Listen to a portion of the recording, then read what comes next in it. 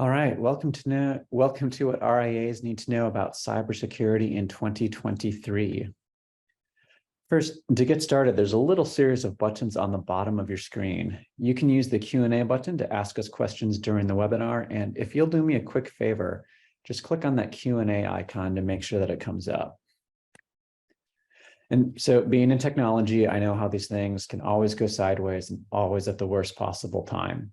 So if you can hear me, will you just type, I can hear you in the little area where there's a spot to type a question? Awesome. All right. Thank you. And one more request. If you can see a little kitten on the screen, will you please type, I can see you? Excellent. Thank you so much.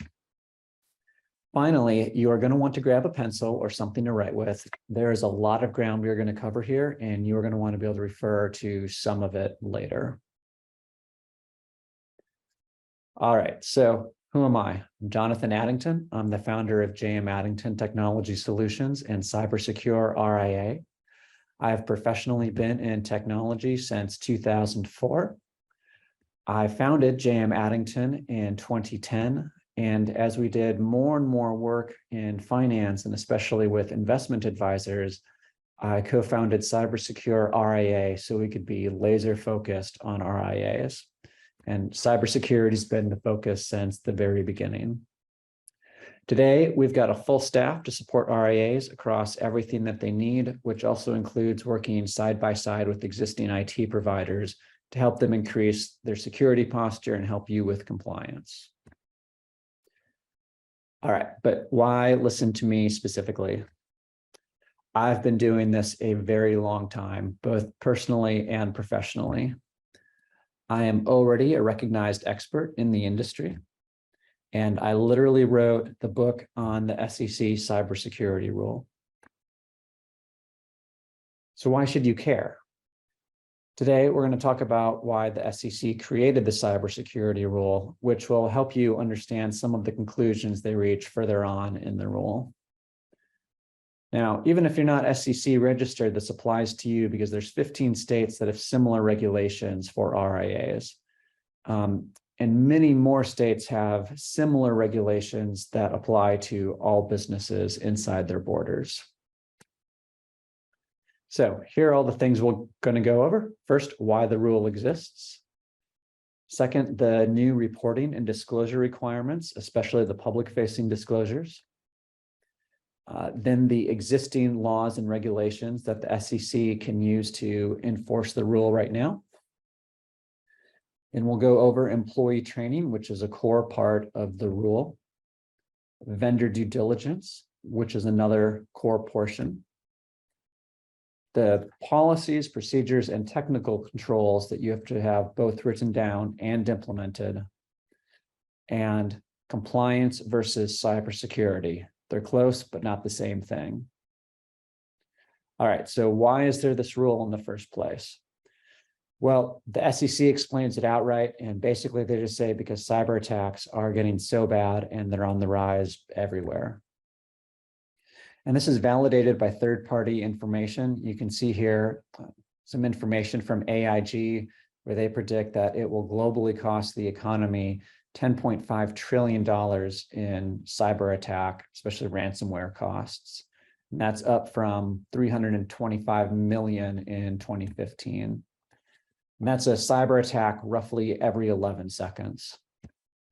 And to put $10.5 trillion in perspective, that's $14 million per minute, roughly half the GDP of the US, or 4 times the GDP of England. So that's a lot.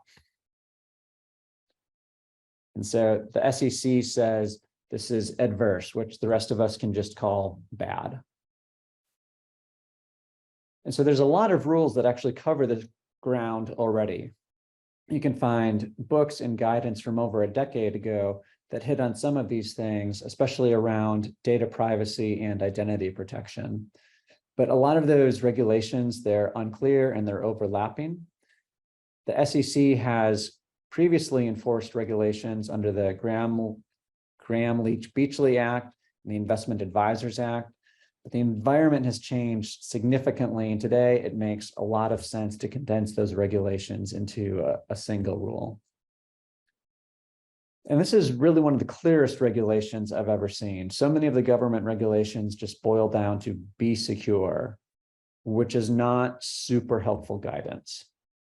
And so from that perspective, this rule really helps you because it makes it a lot easier for you to know whether you're doing what the SEC expects of you or not. And so I know it's still a proposed rule. It's on the SEC's agenda to go into effect in October of this year. But why should you care about it now? Well, the answer is the SEC already sees it under their purview. They note very early on in the proposed rule that advisors are already required to minimize risk for clients as part of their fiduciary obligation. And of course, that's a very important phrase there, because fiduciary obligation is, of course, the foundation of many, if not all, of the regulations investment advisors are under. And that includes keeping information confidential, includes backup and disaster recovery, proper administrative and technical controls, and a whole lot more. In fact, you should already have a lot of this in your code of ethics already. And here's just a list, a handful of the laws and regulations the SEC name checks in the proposed rule. And we did not go through to add all of them because it would be a few more slides. So what the SEC wants to tell you is that they can enforce this already. And even if the rule didn't become official, these are the standards the SEC is going to use to judge whether or not you are meeting that fiduciary obligation through your cybersecurity practice. And we've already seen the SEC ask questions during audits that relate directly back to this rule, again, under existing laws and regulations. So again, there's some good news in the amount of clarity that it brings. Now, especially from an IT perspective, the SEC just does a really good job clarifying what the expectations are, especially compared to other government regulations such as HIPAA. Let's move over to the changes in disclosures. This is one of the most important parts of the rule from a business perspective. And the first change is to the ADV Part 2 form. The SEC wants to know when you've been attacked, and some of this information that you submit to the SEC will be confidential. Other portions of it will not be. And then there's changes to the CRS, and this, of course, is not confidential. This is public facing to both your clients and your prospect base. So all of you have, a link to the CRS in the footer of your website. Can you imagine having to add a section to your CRS that lists every successful cyber attack against your firm in the last 5 years? That's what the SEC is proposing. And then there are amendments to a whole bunch of other forms. Now, these aren't all specific to investment advisors. Some of them go towards funds and other financial entities, but because so many investment firms also operate these other entities such as funds, it's possible that you'll have even more paperwork and disclosures to deal with. And it's especially a problem if you're having to submit disclosures in multiple areas because the timelines are different. So the SEC timeline is 48 hours, others are 72 or a week. So you're going to have to pay a lot of attention to make sure that you're submitting the right form at the right time. So under the rule, you have 48 hours to notify the SEC that you believe you're under attack. You have 48 hours to notify your clients that you think you're under attack. And you will be required to disclose previous incidents to prospective clients. And again, those disclosures also apply to broker dealers and funds, although getting into the details slightly different and beyond the scope of this webinar. 48 hours is not a lot of time. It's hard to tell a lot of times if you're actually under attack or if there's been an anomaly in the logs or if somebody panicked and thought you were under attack. It's very difficult to know what the scope of the attack is inside of 48 hours. It's very difficult to know its significance or impact. So you really need to be prepared to put in these disclosures, to communicate to your clients, to communicate to the SEC. You should have a lawyer on speed dial who specializes in cybersecurity, and preferably with RIAs in cybersecurity to guide you through this process. You should have a template ready to go with that to send to the SEC that does not use words like breach or data loss. And you need to have a PR game that's pre-gamed already. You do not want to be figuring out how you're going to communicate to clients in the middle of an attack. That is an awful time to be figuring that out. And remember, this is the SEC. You're going to have to keep these on file for 5 years under the record-keeping rules. So let's move on to employee education. Of course, this is around cybersecurity training. One of the things that's a little bit different is that it's supposed to be tailored to the role. So a lot of times we look at cybersecurity training and it's the same for everybody. And of course that works for some of them, but your partners and your CEO should not be receiving the same training as your administrative staff. You can think about the different types of information that they've got access to, and even how some of the techniques in phishing change. So a couple of quick examples. Your administrative staff or your financial staff is far more likely to get a phishing email that's supposedly from your CEO that says, hey, I need you to cut a check or wire some funds, or the classic buy some gift cards. The CEO is not likely to get that same phishing email from him or herself, right? It's much more likely that it looks like it's coming from a government body such as the SEC, or a vendor or a client asking them to click on something or submit documentation, or something else that produces non-confidential information for an attacker. So at any rate, that training needs to be different in those types of areas. And because phishing is still the top way hackers get into companies, you really need to have phishing simulation as a part of this. The SEC rule doesn't call it out, but I don't know how you say you have an effective cybersecurity training program without this. And so what this is example, this is phishing training. So where emails get sent out to your employees individually that simulate an actual phishing email.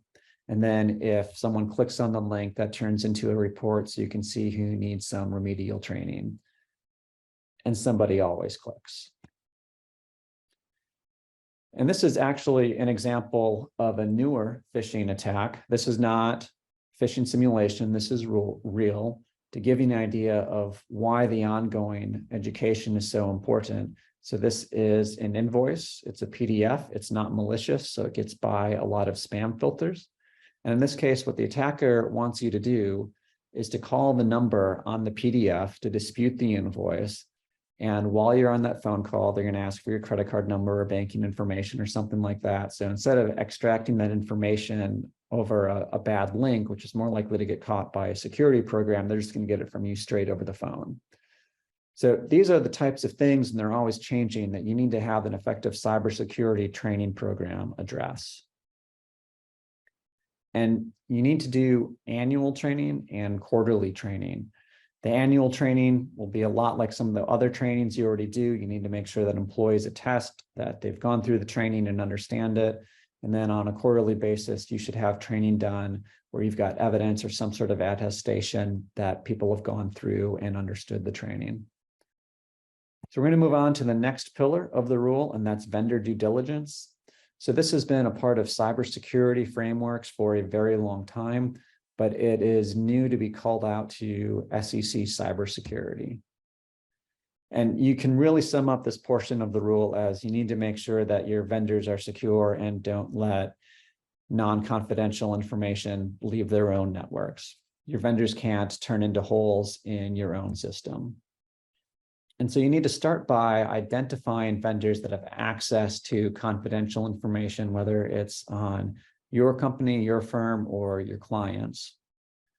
And this is a sample list of companies and industries that you may need to conduct due diligence on. Now, it's going to be a little bit different for everybody, But you can tell that it's a longer list than maybe you think of at first. It's not just Microsoft and Google. So this is going to take you a little bit of time so you can thoughtfully think through, what vendors you need to do due diligence on. The next part is to assess the risk. Now, what sort of information could get lost? What's the likelihood? What happens? And then you need to ask your vendors what they're doing to protect this and document your findings. So in some cases, you can find public-facing documentation from large companies like Microsoft or Google. For smaller vendors, you may need to contact them individually to get this type of information, again, to go over what they're doing to keep your data or your client's data secure. So the next portion are policies and procedures and technical controls. If we had more time, I would pull these out to be separate, but they really can be looked at hand in hand for the most part. And this is because you ought to have most of these policies and procedures in place from an administrative view already. The technical controls largely exist to ensure that you're compliant, or another way to think about it is the technical controls are here to make sure that you do what you said you were going to do. And it's not enough just to say that you are secure. In the past, you could check a lot of boxes and basically get away with that being compliant. Today, there are specific technical controls that you need to have in place. So we're going to go over some of these. The first one is identity and access management, abbreviated as IAM or IAM. And so first, this isn't completely new. Advisors were never allowed to let people access client data that didn't need access to it. This is the need to know principle. But the technical portion is different because your systems need to ensure that people that don't need that access can't have it. So for example, your receptionist shouldn't have information on clients the way advisors or partners do.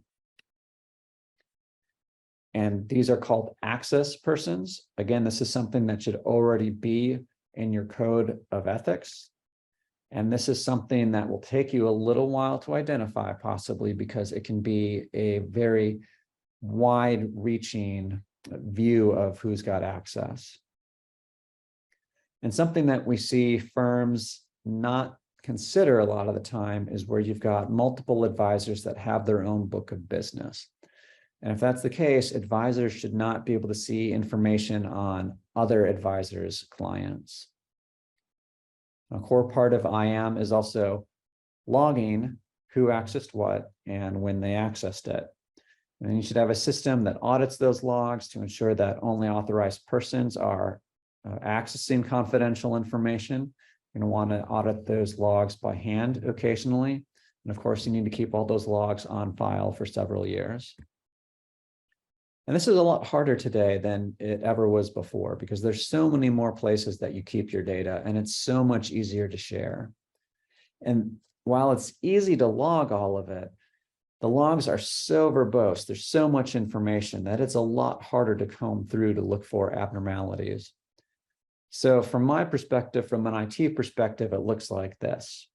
While in the past, there was one haystack and one needle to find in it. Now you've got a dozen haystacks, but you still only have a single needle. And so what that means is you really need to have a technical system to go through, to log it, to audit it, and enforce it, because it's just not possible to do it all by hand. And there's so many systems that this applies to. And some of the more common ones would be Microsoft 365, or Windows, or all of your cloud applications, Dropbox, Box, SharePoint, OneDrive, ShareFile, those types of applications. And again, you need to log it all and you need to audit all of it. And you can't do it all by hand. Which really leads into our next portion of mobile device management, or MDM. So if you can access information from a mobile device, then obviously it's got to go under that IAM principle as well. So MDM is for all of your mobile devices. It's for laptops, for iPhones, for iPads, for Android devices, any other tablets you might have. And what this does is it enforces the administrative controls, the policies and procedures you have written down on the mobile device. So an example might be you have a policy that says you aren't allowed to use a hotel lobby computer to access client information. Well, the MDM policy is going to exist to enforce that. It should limit or turn off remote access to data to the extent that it makes sense. Especially looking at things like Wi-Fi encryption. Starbucks isn't secure, and even in-flight Wi-Fi isn't secure. You can see this from a recent flight I was on with Delta, and there's no encryption here. And so you need to have a policy in place that says, all right, you can't access confidential information from these insecure networks, or you need to have a technical control put in place that forces the connection to be secure, such as a corporate VPN. Your MDM is also going to enforce other device policies like encryption, like passcodes, like remote access, like the ability to wipe devices remotely if they're lost, stolen, someone leaves it in an Uber or a restaurant. And of course, you need to log that all of these policies were in place for all of your devices and occasionally audit them. And I know what you're thinking. Some of you have said, well, this isn't an issue for me. But have you ever used a personal device to, a non-approved cell phone to look up a client's portfolio or trades? Have you ever given a child some screen time so they can watch TikTok or YouTube or play Angry Birds so you can have an adult conversation? Have you ever borrowed your spouse's phone just real quick during vacation to look something up? And even if you didn't, let's go ahead and say that you were perfect. You've done everything by the book for the last 5 years. Can you prove it? How would you prove it? So do your computer systems log every time that data was accessed so that you can show you didn't access any of that information inappropriately or against your policies and procedures? And there are real emergencies. Sometimes things actually catch fire. There's tornadoes, there's fires, there's flooding, that sort of thing. And it's okay to have a policy flexible enough to deal with those. But your MDM, along with your actual policies, your written policies and procedures, should be ensuring that these are exceptions and they're not the rule. And of course, that you're logging it when these exceptions do take place. Maybe you do need to use your spouse's cell phone during a vacation emergency. You still need to log it and be able to explain why this is an appropriate exception to your policy. So let's look at patching and updates. And again, you can look back a little bit to the other technical controls we were going through, because if you don't have patching in place, then it's quite possible that you're going to violate the identity and access management because the software is out of date and people can get to each other's data, or the MDM would apply here, which is going to enforce that patching and an update take place on devices. And before your eyes glaze over and you say, hey, we've got this covered, everything needs to be kept up to date. And every single time that our firm comes in to audit an environment, we always find that there's something that's out of date. And a lot of times it's something significant. There's even been cases where we've gone in to firms where the BDs were providing cybersecurity and there were major issues in keeping software up to date. And there's just so much to keep up with today. When you look at all of your mobile devices and all of the software on them, and your laptops, plus your desktops, plus your conference room computer, the stuff just expands and multiplies. There is a lot to be watching. And something else we see people miss is that you need to log that it was updated. And occasionally you need to audit those logs to see if there are things that were not updated. So in other words, you need to have a record that says you did what you said you were going to do, and you've got that ready to pull when you're audited. And so that fits into our next section, vulnerability management. And hopefully you can begin to see how these all fit together to form a written, comprehensive, and technical control for your cybersecurity policy. And so the vulnerability management, this is where you're going to actively look for where your systems are weak, which at minimum means that they're updated. This is going to be both an automated and a manual process. There's some things you can test automatically. There's some things you can't.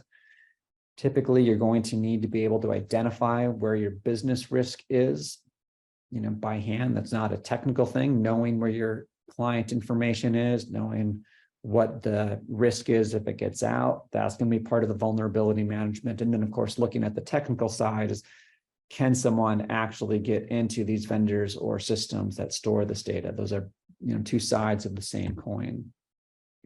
And then you need to be able to document and mitigate, if possible, your findings. The next part is data loss prevention, or DLP, and we're running a little short on time here, so I'll speed it up. But a good DLP plan requires that these other elements are already in place. I know it sounds obvious, but it means don't let non-public data leave your network. And this, again, it's harder than it sounds, and it's probably the most technical of everything we're going to cover today. This is a chart from Microsoft of what DLP looks like inside their platform. Now, I'm not showing this so that you know how to go and implement all of these controls, but it's just to give you an idea of how complex this can be. And this is just a single platform. If you're working on Box, if you're working on ShareFile, if you're working with Google, if you're working, with any of these other vendors, they're likely to have DLP policies that are just as complex. And of course, under the existing rules already, you aren't supposed to let non-public information leave your firm. So this is really just the technical way to be enforcing that administrative rule, that policy and procedure that you already have. And of course, to be auditing it and to detect and report if you think that non-public information has left your systems. So some common examples would be, making sure your USB drives are turned off, that you're scanning your outgoing emails for sensitive data like social security numbers or banking numbers. And if possible, block those emails from going out in the first place. You're going to very much limit your cloud sharing. And I want to take just a second, a little sidebar on that. You can't skimp on this part. So it's so easy for non-IT people to set up cloud sharing applications that most firms have way more of these cloud sharing applications in place than they're aware of. Or the last IT guy might have set it up, but didn't lock it down properly. And of course, just the default behavior of Apple, Microsoft, and Google is all to save data to the cloud. If you've got an iPhone or an Android, I can practically guarantee you that you have at some point stored client data to their cloud without doing it on purpose. There's a good chance you have some right now. So anyway, don't skimp on this portion. Then, another example would be scanning your outbound traffic from your firewall and detecting, both malicious traffic and confidential information that might be leaving your network. And of course, again, you need to log all of it and you need to periodically audit it. So what's the difference between security and compliance? Security is following the spirit of the rules. It is actually doing the things. It is keeping things secure. Compliance requires that you have the policies and procedures in place already, that you have these written down, and that you can prove that you've documented that you've done all of the things you said you're going to do. Now, this doesn't mean that you're perfect, and it doesn't mean that you're never going to have a problem, that you're never going to have a cybersecurity attack. But it is more than just filling out the paperwork. And this is an important point. You don't need to fix everything at once. What you do need to do is to document your plans to fix it, because no one can make their environment 100% secure, but you can document what your plans are to fix it, or explain why you're not going to fix it. So you might not be able to fix it. For example, if you've got a vulnerability in a software program and the vendor has not produced a patch or won't, that's something that you are not able to fix. And so you need to document that it's not fixable, and here are your other things you're going to do to mitigate it. And of course, larger firms are going to be held to a higher standard than smaller firms. Or sometimes you've just got bigger fish to fry. You might have a much larger vulnerability to be assessing, to be mitigating over here than the smaller one. And that's fine. Just make sure that you document it, that you write it down, what you're going to do, and what your reasoning is for not fixing this thing over here right now.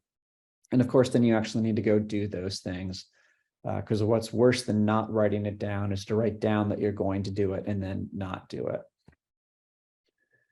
And so let's move on to the final portion here, a cybersecurity risk assessment. This is a little bit different than your vulnerability program. They're very close, but this is really a snapshot of where you are right now. It records what you're doing and it records what you're not doing. It's a type of an internal security audit. Sometimes you might think of it as a mini penetration test. And your business risk is client risk. And that's what you're trying to translate here to, is how is your cybersecurity risk translating to business risk? And especially, how does that translate to client risk?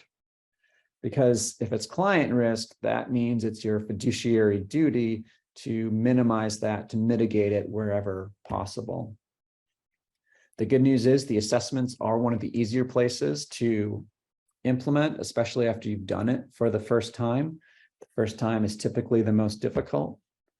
And it's the first step in your cybersecurity program, because this is going to snapshot where you are today, and it's going to give you an idea of where you need to go to. And it's also going to be the last step in the program, because then you're going to say, all right, here's where we were, this is what we did to fix it, and here's where we are now. And then it's rinse, wash, repeat. You're going to do this anywhere between quarterly and annually.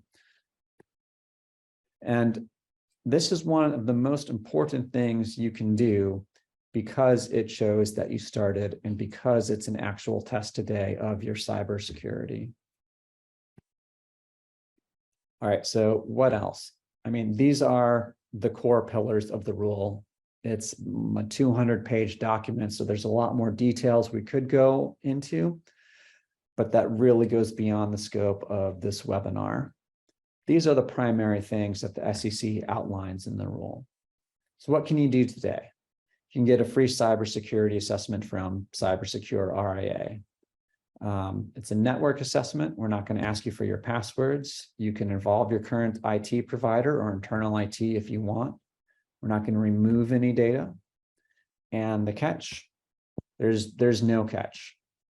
I want to help you on your cybersecurity journey. I strongly believe that everybody deserves to be secure. That's you, that's your clients, and that's American businesses more broadly. And so you can get that free cybersecurity assessment today. You can email cybersecurity to info@cybersecureria.